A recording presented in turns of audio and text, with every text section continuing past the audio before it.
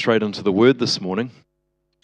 Some of you will remember Alan McLean getting up a couple of months ago.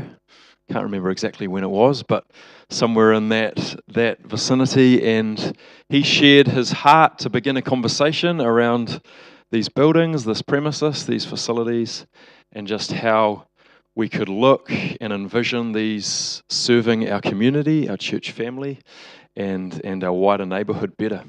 And so he's going to come up now. Yep. And take the mic and just lead us through a little bit of here's where we're at with all of that conversation.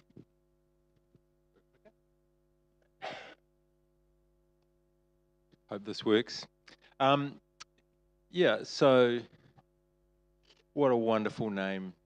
What a glorious name, Jesus. Just want to carry on. And it's a bit hard to talk about buildings after that, but I had the privilege of being part of the team that helped cover the chairs. And as we progressed that role, it felt good.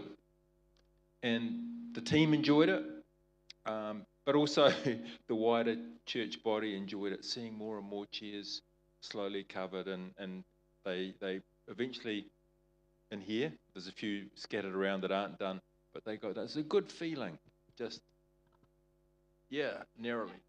And so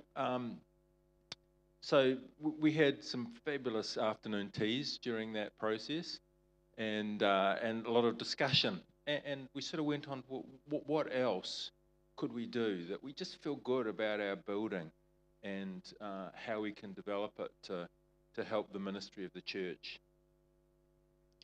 And so if you talk about it, you've got to, you can't only talk the talk, you've got to walk the walk. So I did a lot of talking, so I thought I'd better put my name forward to help this process around our building. And I mean, the chairs are nice, the foyer's fantastic, the men's toilet is outstanding. So what else can we do to just improve the mission of our church that's amongst us, and especially as a bridge to the community? So we had a consultation. So thank you for all those who took the time and effort to give your opinion. We talked to some groups, some individuals, and we had a nice walk around after church.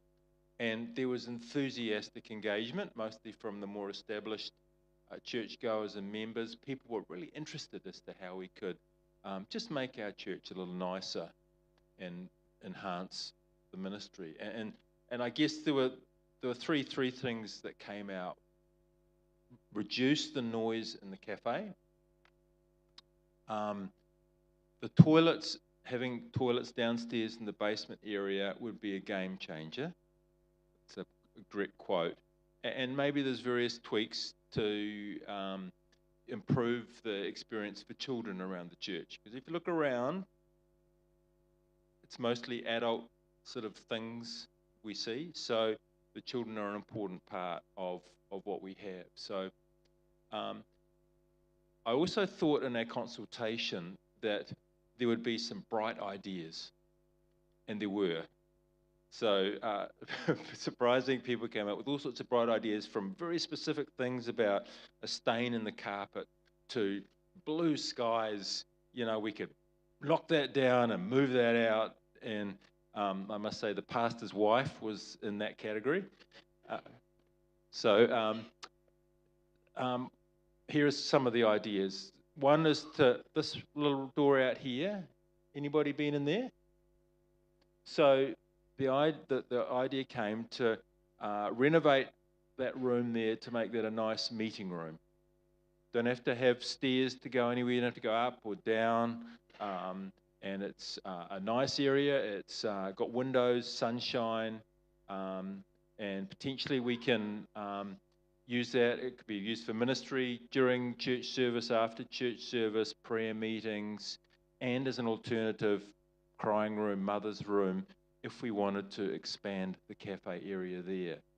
So that was one really good idea that came up. Baby changing area in the female toilet. Yay. Painting art, pot plants, little things can just help improve it. But sort of underlying all of that amongst the consultation, people were concerned about the cost. So yeah, we'd love to have a lot more, but we're just a bit worried about how much it's all going to cost. So, where to from here? So, those priority areas, number one was the cafe. And noise reduction is sort of the driver, I suppose, in there. But once people got started to talk about the cafe, people got really excited. There has been plans previously to change it round, to knock out some walls to make it bigger, and that could be even expanded further if some more walls were knocked out for that changing room. And even if you get really excited, you can flow outside to tables on the deck, going down to a children's play area out there, nice and safe and closed. Parents can enjoy it, kids can enjoy it. It's just that thing of enhancing fellowship between us, and a cafe is a really good non-threatening way to bridge to the community, to new visitors and so on. So there's plenty of potential and excitement about the cafe area.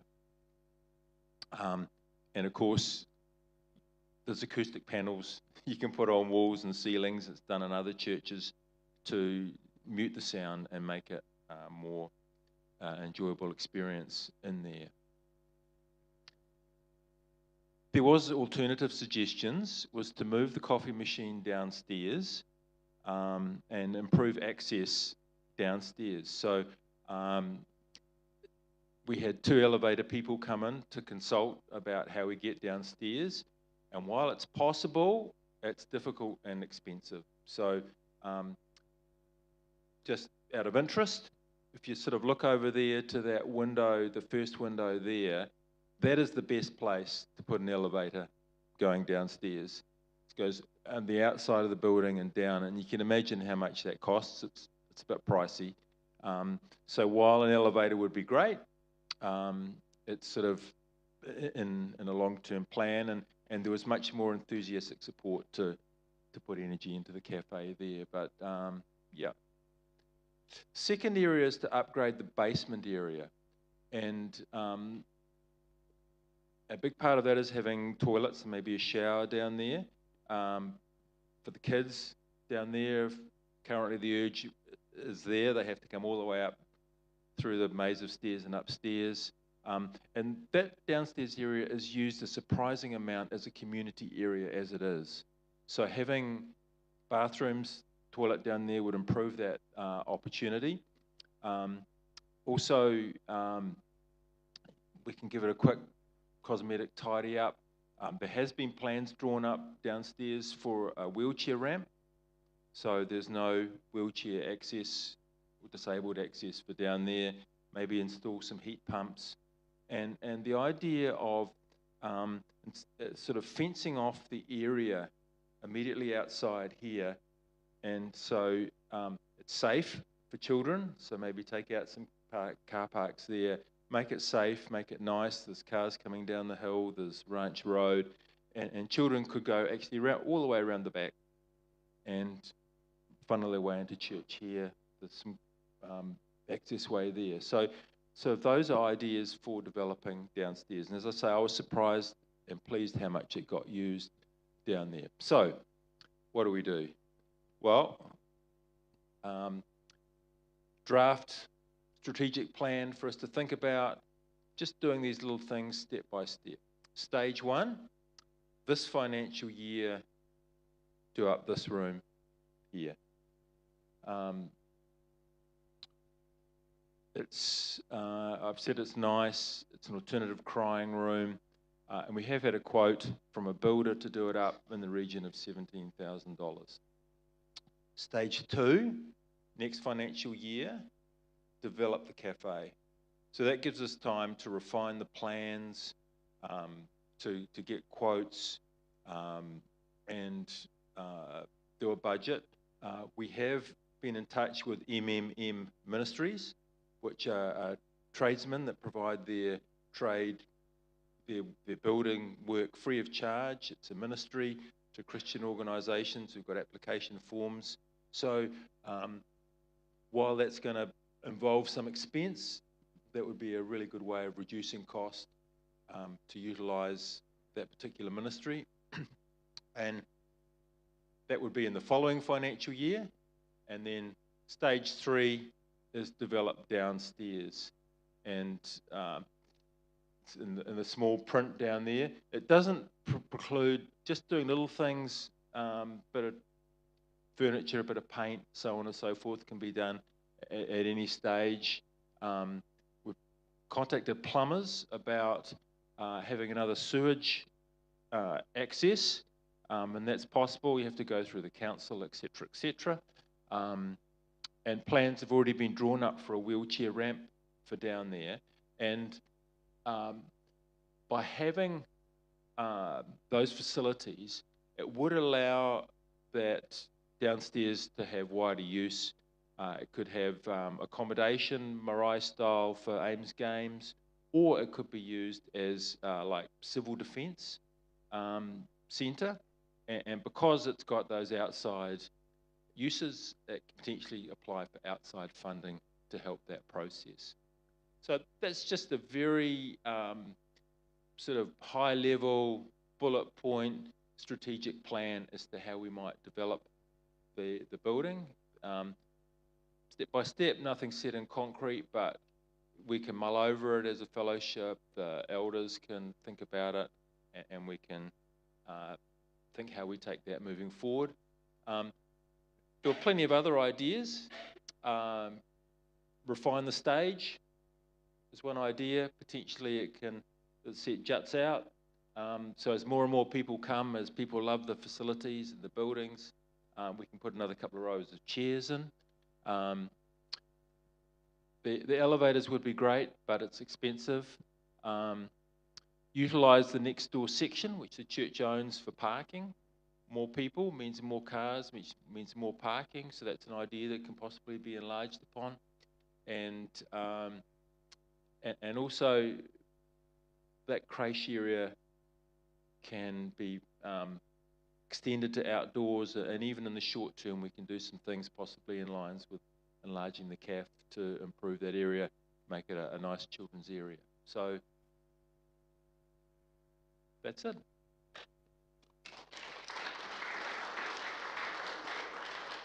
So what do we think? Freaked out? Sound good? Excellent.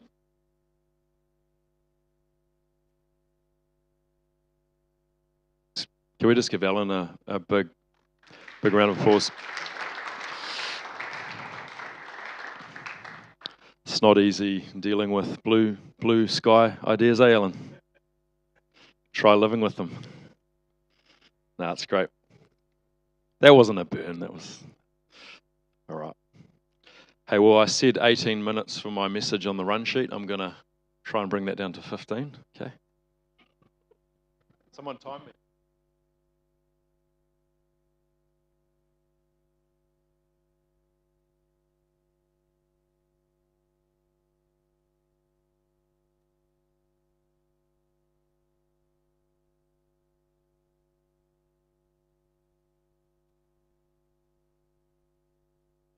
Actually having it on. There we go. I said I had a beautiful slide for Advent. There it is.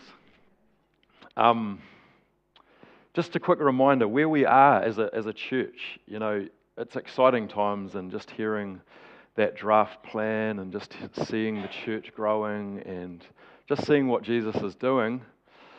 People keep saying, "What are you doing?" And I say, "I'm not doing a thing. We're literally doing nothing special, just the basics, but it seems like God is adding to our numbers in these days, and it's exciting." And I guess I just want to give a shout out to some people. Obviously, Alan just there. Joel and Luca this week put together the coolest nativity scene out the front of church. Joel said, "Don't charge for his labour." Would have been expensive. But it's just beautiful. And so if you're around the area at night time, that thing just glows so beautifully. I was going down the street too to see what St Andrews had, and they've got an awesome LED nativity out the front. So the neighborhood's just glowing with the story of Jesus. It's so cool. And that's what Advent's all about. It's about this season of preparation and anticipation and just looking and longing for Jesus to come, Jesus to arrive. And not just 2,000 years ago, but He is coming again. And He comes to us in the present,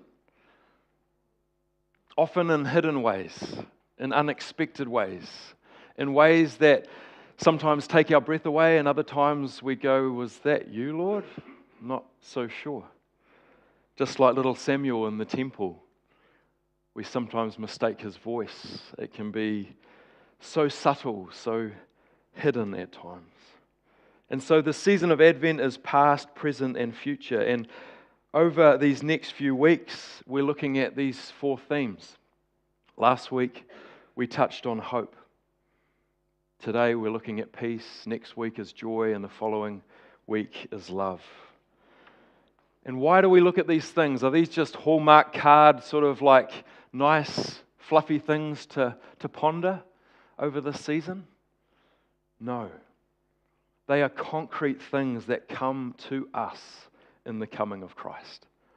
He is our hope. He is our peace. He is our joy. He is our love. And as we journey through these themes, we're looking at the book of Isaiah. 4 passages from Isaiah. Isaiah, unlike the gospel narratives that give us the story of Advent, or the New Testament letters that get us that rich theology of Advent, Isaiah is both a prophet and a poet. And through him we get the imagery and the color and the texture and the flavor of Advent. And so this morning, we're going to be looking at Isaiah 11. We've heard the passage read out so beautifully by the Wickham family this morning. Last week, we were looking at Isaiah 2, this picture of a mighty mountain higher than all the other peaks known to man.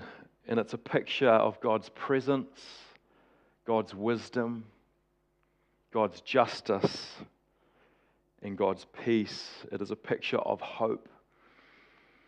And this week, we're looking at Isaiah 11. Turn with me this morning. Isaiah 11, verse 1 to 10. We're going to read it out again. It says this: A shoot will come from the stump of Jesse. From his roots a branch will bear fruit. The Spirit of the Lord will rest on him, the Spirit of wisdom and understanding, the Spirit of counsel and might, the Spirit of the knowledge and fear of the Lord. And he will delight in the fear of the Lord. He will not judge by what he sees with his eyes or decide by what he hears with his ears.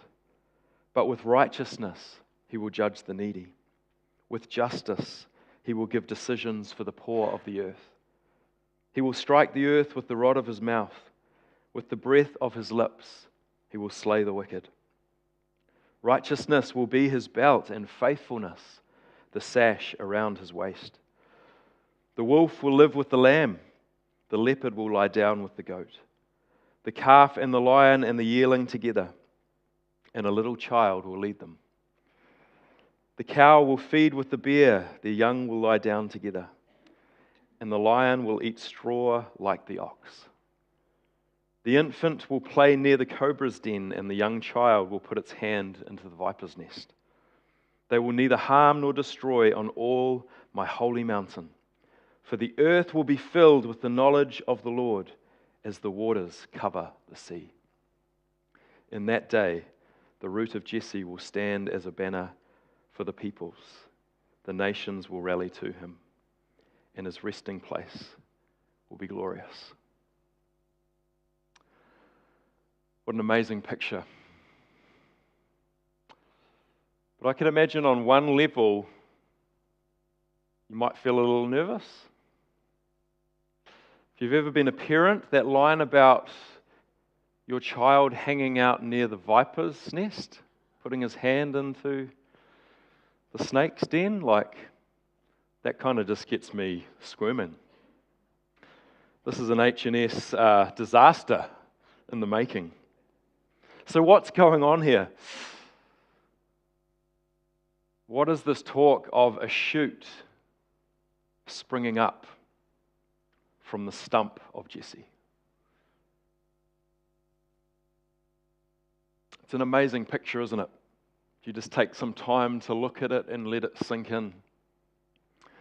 A stump, if you've ever seen one, if you've ever been involved in felling a tree and making sure it's dead, a stump is a picture of the end. Finished.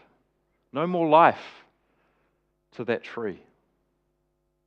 And that was the story. That was the picture that Isaiah, inspired by the Spirit, was painting for Israel. That an end of sorts is nigh for you. You have turned away from your Maker and Redeemer. You have chosen to live your own way. You are caught up in all sorts of sin. Your leaders are full of corruption and injustice. They're not leading the people as I've called them to lead them. And God promises that one day these superpowers of the world of that time will come and will take you away, take you captive. But here, he says that the shoot will spring up from the stump. This is a promise of Jesus, the Messiah, coming in the line of Jesse, son of David. He will bring justice. He will reign in righteousness. Love that word. Don't think we should throw it out. It means reigning in a way that is right, that is just. And then this picture here. Crazy though it sounds, the wolf will live with the lamb, the leopard will lie down with the goat. All sorts of imagery here. And then the infant will play near the cobra's den. There will be no harm or death or destruction on my holy mountain. For the earth will be filled with the knowledge of the Lord as the waters cover the sea. What is going on here? Seems too good to be true. God is painting this return to Eden. Beginning with the Messiah, beginning with Jesus, and one day being fully fulfilled. Heaven and earth will meet once more fully. All things will be restored. It is this picture of shalom. That is the Hebrew word that's translated in our Bibles in the Old Testament as peace. And it's a word that carries and conveys so many meanings. It does hold within it this sense of tranquility and harmony, but more fully it means complete or whole. It's wholeness in the full sense of the word. It's well-being in all aspects: physical, spiritual, mental, emotional, social. It is the thing we all ache for and long for deep down in our hearts. It's the thing our world is so thirsty for. And it implies that something that was once broken has been mended, has been restored to wholeness.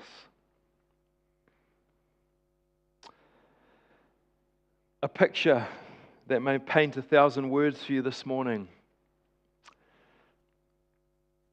It's like a bowl that has been broken. Broken seemingly beyond repair. And yet it is brought together. And this is a practice in Japan. I'm probably going to get the name of the practice wrong, but kintsugi, I believe, something around that. And it's this practice, this art form of taking broken pottery and putting it back together, but not just with glue, but rather with lacquer mixed with gold dust. It's brought together Something that was once broken, restored to wholeness, and in the process, made more beautiful.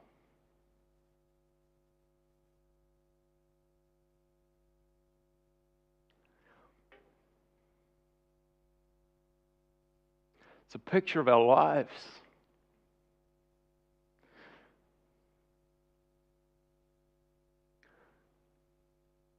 All of us come to Jesus broken,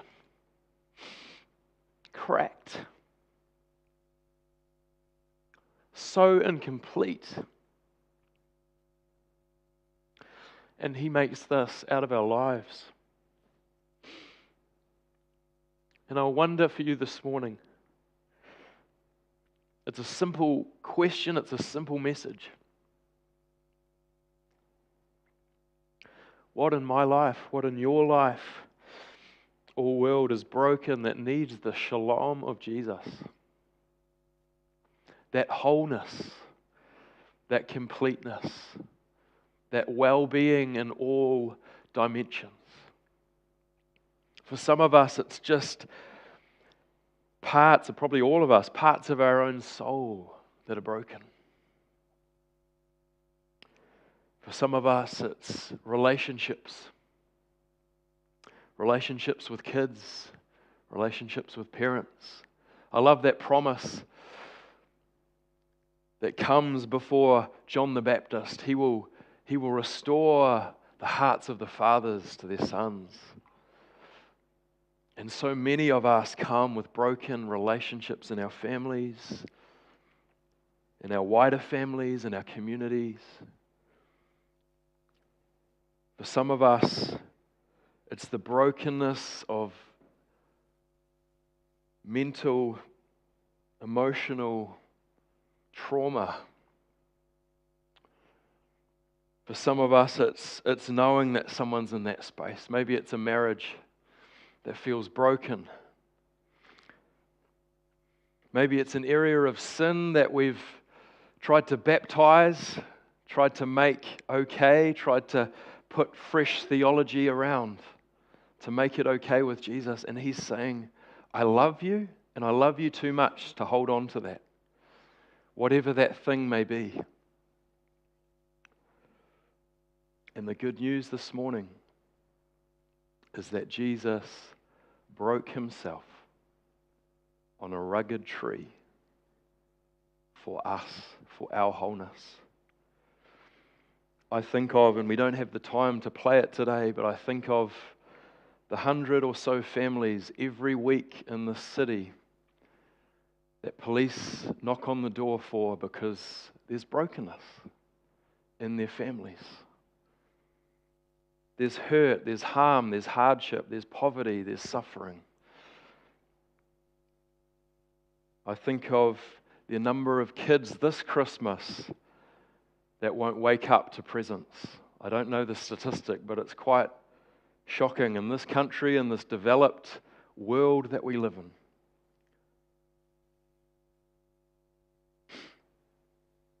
Jesus broke Himself for all these forms of brokenness, to bring healing, to bring wholeness. And I end with this. For God, in Colossians 1 it says, for God was pleased to have all His fullness dwell in Him, and through Him to reconcile to Himself all things, whether things on earth or things in heaven, by making peace through His blood shed on the cross. We're going to come to the table of the Lord this morning, and we can take this so easily, so readily today because of what Christ has done. He poured His blood out. He broke His body on that rugged cross so that we could have peace with God. That is the peace beyond all these other levels of brokenness that we need at the very core. It's that sense of peace with God. Peace with the Father, the one who didn't let us go but ran to us and through Christ reconciled us to himself. So let's come. Let's come freely. And as we come, on the table beside the juice and the bread representing the blood shed and the body broken is another one of these beautiful Christmas ornaments made by Joel and Lindley. So beautiful. Again, won't be charging for their labours, just a gift to us. Thank you, guys. But it's just another reminder as we go out from these doors today that Advent and Christmas isn't just tinsel and Rudolph the Red-Nosed Reindeer. It is so much more than that. It is hope, it is peace, it is joy, it is love found in Jesus. Take one of these with you as you come to partake of communion this morning. Let's come now. And then the team will lead us in a final song of worship this morning.